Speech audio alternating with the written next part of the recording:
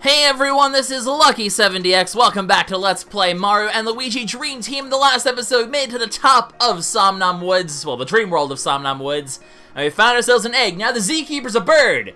Gee, I wonder what's inside this egg. Well, let's find out with the hammer, because in this episode, meet the Zeekeeper. Of course, I imagine he would not be so happy that we broke his egg with a hammer, you would think. I sure hope we haven't ticked him off or something, because we're now in background world, apparently, which is a thing. Who disturbs my rest? I do! Because I'm a silly face. The legendary guardian of the Pillow Kingdom. Hey, buddy, we need your help, but those are hindered to become one with the light. Well, you don't mean like, oh, yep, we ticked him off. Good job, us! The guy who we need to recruit to our side in order to stop Phantasma from taking over the world. And we kind of ticked him off. But you know that pose, guys. Breaking the pattern a bit here, because we don't actually have a normal Dream World boss fight. This time we get two giant boss fights in a row. We had one last stream section. We have one this time as well. So, very exciting. It's time for another giant Luigi battle. Oops. Press L, hold L. There we go. I always like, for some reason, slip off this. I feel like maybe I shouldn't be practicing on the new 3DS, because I get so, like, not used to the smaller screens, and then I act like an idiot. But there we go, I actually love this section. I think it looks super cool. He blows all the Luigis away as you're in the middle of charging them up, but Luigi is not one to give up so easily. Despite the fact he's been blown away by the Zeekeeper, he stops in midair, defying gravity. I mean, hey, he has, like, dream imagination powers.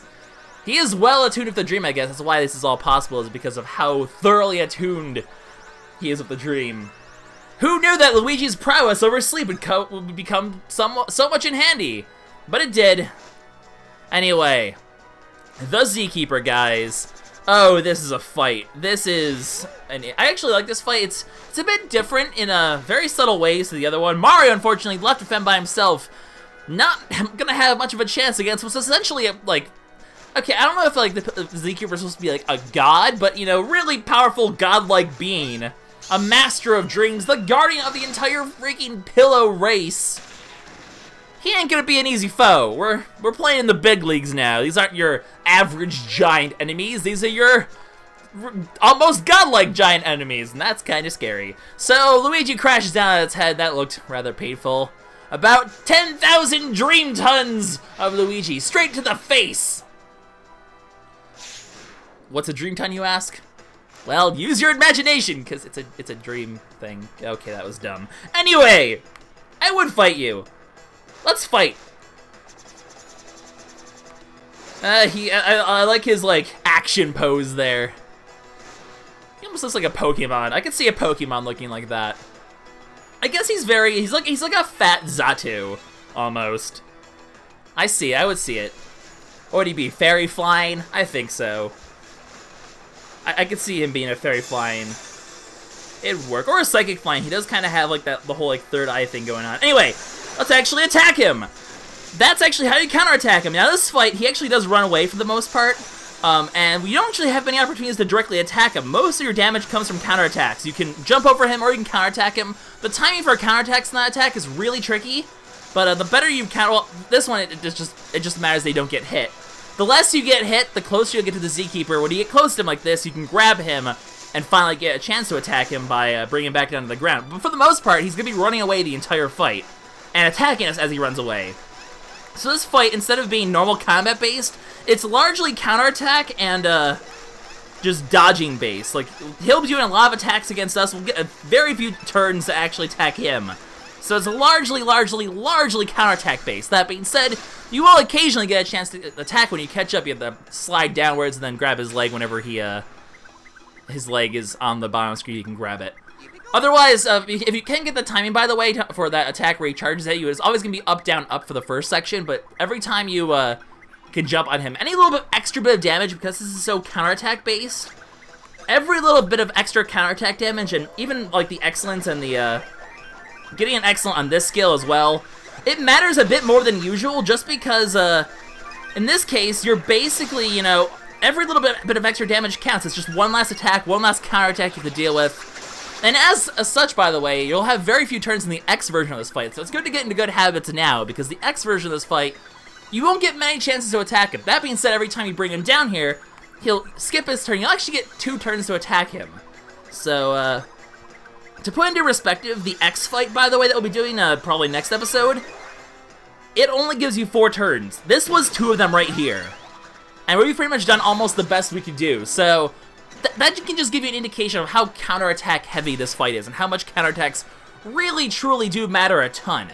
That being said, we have taken a good chunk of his HP out, around a fourth to a third. But this is where the fight really starts, and where we get introduced to a concept, or a certain kind of move that, let's just say it's gyroscope controls, and they are not very well done, in my opinion. So, this is going to be the tough attack to dodge. And this fight, because it's so counterattack based, it becomes less about, it's very much a see how long you can survive sort of fight.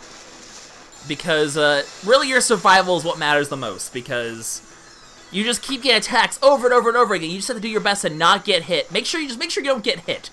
Try your best to not get hit, because this is more of a survival-oriented fight than anything else. Although I guess all fights are survival-oriented, but you know what I mean. Survival is even more important than usual, because you get very few chances to attack, very few chances to heal on your own. But yeah, gyroscope controls are not well implemented in this game. Try to stay in the center when you can, because it'll give you a kind of a sense of the sensitivities that you have, and then try to just minimize your movements, because if you move too much, the gyroscope will get so thrown out of whack, and you'll get hit, and you do not want to get hit. So do your best to not throw the gyroscope out of whack. Try to stay in the middle when you can, although for this attack, you're going to want to move. I like to go to the left here. As soon as he goes up in the air like that, you move to the right, then you move back to the left to counterattack him like that. 3 hits, and then rinse and repeat for a few more phases of energy balls. These are the ones that are really tough to dodge. Don't go too far out of the way. Make sure you just stay in the center. See, I went to the right, and it still took me to the left. The gyroscope in this is really sensitive, but as long as you can master the other attacks, you can afford to get hit a few times by this attack. Not too many times, but that damage is not consequential right now. We'll be okay. It's just staying in the center, I find, helps you to keep the I moved too early there. That was just dumb on my part. We're still in okay territory. It's not the most comfortable I'd like to be in. Uh-oh. Don't hit me. Actually hit me. That was especially bad. This is actually not the prettiest run I've had. We'll have to play extra careful from now on. I've now made this really difficult. I moved too early there. You have to wait for him to move up, and then you move to the right. But I was too busy commenting on how I hate the gyroscope controls of a passion. They're really bad in this fight. They're really, really, really bad. Anyway, this attack. Hit the eggs back. This is also kind of tough because sometimes you can miss one and bad stuff will happen. I've actually got all of them, though. That actually makes up for my failure earlier because I usually take a hit there as well. Extra counterattack damage on him, always good. It's a good start so far. We're almost caught up to be able to drag him. We're actually going to only have a couple more attacks before we'll get into the phase to fight him. This attack is going to be the other this is actually the last major attack we're going to see. Everything else is mostly variations as far as I remember, but he'll go into this mode, and then he's going to shoot these balls, tap where you want to throw your stump, because you throw stumps for some reason. You can hit all 3 balls like that, perfect. You get them all taken care of in one go, and then you get a chance to throw them at the Zeekeeper. He'll move around, so do kind of follow where he's going. You get a lot of counterattack damage on him, and deal a pretty good amount of damage. As you can see, he's about halfway done now. And if everything goes right at this point, I believe we should actually be able to get another chance to grab onto him and deal even more damage. So, while we've been hurt, it's, we now have him on the ropes. I could heal here. I kind of just I feel like I have enough HP to maybe pull this off. So, what I'm going to do, I'm going to take a bit of a chance here, but I'm actually going to go on the offensive because I don't think the defensive works very well. It just all it takes is one really bad gyroscope control section to throw you off and kill you entirely. So I prefer just to go on the offensive, not go into bad habits of needing to heal, and it keeps the pattern a lot more alive when you can do that, in my opinion. It's a risky move, but I have confidence in my ability to do this fight. This one's going to be counterclockwise always because the first 2 are clockwise. And at least we're getting excellence on this. That extra little bit of damage does help a lot. We're in fairly good shape damage-wise. I can take a few more hits, and he is going to be almost dead. We are going to finish him off with counterattacks, basically, in the long run here. We should be able to finish him off with counterattacks. So, at this point, it's just a matter of countering him to the point where he dies, which is very possible. I just have to survive, and unfortunately, after this comes another gyroscope section, which, it's all going to come down to whether or not I can survive this one. So I actually am going to put my focus pants on. It's like a focus band, but they're pants. Or am I wearing pants? Who knows? Anyway, I will put my focus pants on, and, pro tip, LPers never wear pants. It's the secret tip. It's the secret to all LPers' success, is the lack of wearing pants. Anyway, enough about pants. We're gonna try to wait for it to go by, go down this corner. Oh god, I almost got hit by that. For some reason, just moving, that jump right there is the worst. Okay, I still have room to get over here. I jumped the gun a little bit earlier there, but luckily I stopped myself again, because that would have been bad if I hadn't. Okay, now I have to focus on... Oh god, I've lost... No, gyro! I've lost control of my gyro. Oh my god! I got control of my gyro again. My gyro just stopped working there. I couldn't... Come on! Gyro! Oh my god, I'm literally losing control of my gyro here. That's how bad the gyro controls are. You just lose all sense of them. That's why I say always take that time to orient yourself in the center so you can try to figure out where you are gyro-wise. And oh my god, I did survive though. Despite me losing total control of my gyro, because the gyro controls are terrible in this section. Gyro controls should not exist in video games. They're terrible. They're not, no. Video games like this require precision. You do not have that of gyro controls that don't work half the time. But that's enough ranting. We made it through, and I think we've gotten through the bulk of this. It's just one of these attacks again. Oh, I got another counterattack, which always helps. This one, he's actually going to fake you out by going up in the sky. Then he comes back down, so then jump afterwards. I think he's going to do another low one, so it's 3 lows, and then he's going to go high this time, as you can see. So, duck down. I like how he does like the very traditional, like old school 8-bit Mario power slide, which is really cool. And then we get one more attack. This should actually finish him off if we do it properly. So, the key to this fight, it's going to be a bit different, sort of the, it's a bit different version of the energy ball one. He does one big ball this time to hit 3 times. My key is let it move. As soon as it moves, then hit it. So it's there now. Let it move, hit. Let it move, hit. Let it move, hit. That's the key to do it. Just don't take your time and just make sure every other time it moves, just be prepared to tap that exact part of your screen. Rather than rushing it, then you'll just miss and it'll be bad. But there we go! We actually beat this fight, despite the fact that gyro controls are, on the 3DS, I hate them with a passion. We still beat this fight. And literally, this exact way of fighting is exactly what you need to do for the X fight, because you get 4 turns to the X fight, and we actually only took 4 turns there. Those were actually only 4 turns, so the X fight's literally going to be a carbon copy of this, pretty much to a T. In fact, I'd almost want to speed up, I might even consider just speed up the X fight, because it's literally going to be the exact same fight. But what I did now is all you actually need to do, and everything else is just a repeat from there. There's not really any mechanics that I didn't show off or anything, it's just, that's just the way to do it. It is indeed a fight. So we have conquered it, though. We are victorious. I am praying to Arceus right now that I save... Come on, gyro controls, work with me this time here, thank you. Come on. I still got it! I didn't get any sort of affirmation noise of me being on him, but that apparently counted. Have I missed an exit on that yet? I don't think I have, and now I've jinxed myself, but you know what? I don't care, I'll miss it on the X fight, because that's the next one.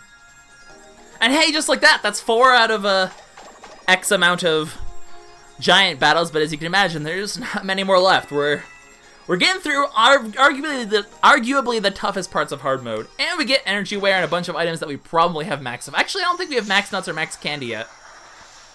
Certainly not max nuts. Nuts are a bit rarer than the rest of them, but we have gotten the rest.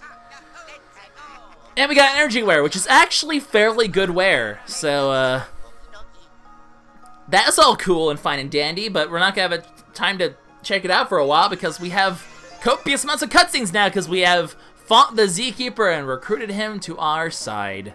Because beating up your foes will make them like you, or something. So yeah, he is the protector of Pillow Island, the Zeekeeper. Hey buddy! We need your help. The real world's in shambles! Hi Dreambert, how's it going? So, Dreambert's... Huh.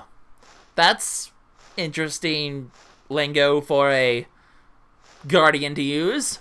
And that's because the Zeekeeper is quite a character. He's very hip with the lingo. So, totally. The Zeekeeper's, he even brings on the everything is silly music. So, the Zeekeeper is a bit standoffish, but, he's... Yeah, we did... Yeah, he's a character, all right. He's a bit snippety. He's very jokey. He's very, I don't know. He's like that like, he's that kind of cool. That's not really actually that cool, but cool. I don't know. Yeah, it's like, I don't know how to describe his lingo, but I'm sure you guys know what I'm talking about. He is so weak, indeed. He even has, like, the just draw me like one of your French girls pose right now, which has nothing to do with his lingo, but draw me like one of your French girls. .jpg. Anyway, big ol' barrier, gotta destroy the barrier. Can you destroy the barrier? You're kind of the only one that can. Please, don't be like this. We beat you up. I'll beat you up again. I'll fight ya!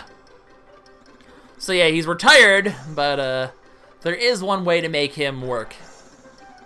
This great guardian, this great peacekeeper, he wants some coins. He wants the moolah. Oh, Zeekeeper. So, well, what are we gonna do? I mean, we have a lot of coins. I guess we could spare, you know, a few. I mean, how much are you asking for, Mr. Guy? So, Dreambird, you're putting words in my mouth. Every coin. By the way, look at the look on Mario's face. Look at the expression of Mario's face. It's just, he's like, no. No, please. Please, no. Please. Dreambird, you better pay me back. We're saving your bacon here. Well, we're also kind of saving Peach's bacon, so I guess it's worth the money. I mean, we only have 45,000 coins. We can grind that back in a jiffy, right? But yeah, every single coin we have has to go to this kind of a jerk deity, god person, because he's selfish. So, travel budget, hotel. Oh, you don't really need all these insurance. Oh, Zeekeeper. That said souvenirs. Oh, it's okay, real world Luigi. All will be well. So how much is it gonna cost? Oh, that's 8 digits. Well, guess you're screwed, Mario. Mario's like, I have had a very bad day today. So it's about time Mario gets the short end of the stick. Usually it's Luigi getting the short end of the stick. Not today. Today Mario goes bankrupt and Luigi's just like, yeah, you can do it. Well, Mario, you gotta suck it up for the princess. I guess she's a princess. She can probably afford the bill. She's only the ruler of the Mushroom Kingdom. She lives in a castle. She wears the finest of dresses. Then again, like, what does she really do as a princess again? She rules a bunch of fungus. Probably doesn't have that much money. Anyway. Either way, we, got the Zeekeeper on our side. Somehow. To the real world we go! With our friend the Zeekeeper. And that means we can destroy the barrier and good things will happen and we can... Yeah, we can destroy the barrier. That's what matters. So, we head into the blue yonder. And, we have gotten the Zeekeeper on our side. Our long-standing mission has finally come to a close, by the way. How many episodes has it been since we started this mission? a lot, probably. So, we've finally taken care of it. The Zeekeeper has been found and persuaded to help us out. The Zeekeeper flies again! Back into the real world for the first time since the pillow's imprisonment, most likely. What is up, dog? So, okay, you're a little full of yourself there, Mr. Zeekeeper. Thank you, Starlo, you pretty much mimicked what I just said. But unfortunately, he's not the most humble of guardians, but, oh. He smells... What do you smell, Sparky? The stench of pure evil. Well, that's a bit overdramatic, per se. That is a stanky stank! I love the Zeekeeper. He's quite the character. Bowser's castle is near. We need to blast it and destroy its barrier. But we'll be doing that not necessarily right now, because it's already been about 20 minutes or so. He's gonna go. Don't worry about the fact that I'm about to be bankrupt, Starlo. Hello, phone. My phone is about to die, and it made beepy noises. Anyway, he's gonna go scope out the castle. We're gonna wait for him. Well, Bowser's castle's roughly around that one spot of the map that had no purpose, actually, as you can imagine. The entrance to the woods. Remember they had that path going north that led to nothing? Well, that's where we're going to be meeting the Zeekeeper, actually. And that path will soon become a lot more apparent. So, let us head out here. I was thinking about doing Kylie Koopa, but looking at the episode length, I think it's best to fit that in sometime in the next couple episodes. I guess next episode we'll do Zeekeeper. We'll wait on the Zeekeeper. We'll build dramatic tension and do Zeekeeper X and Kylie Koopa. I'm not actually going to do the Palladium X, I decided, because I tinkered with that fight. It's probably doable because they give you a ton of turns, but it's just a hassle.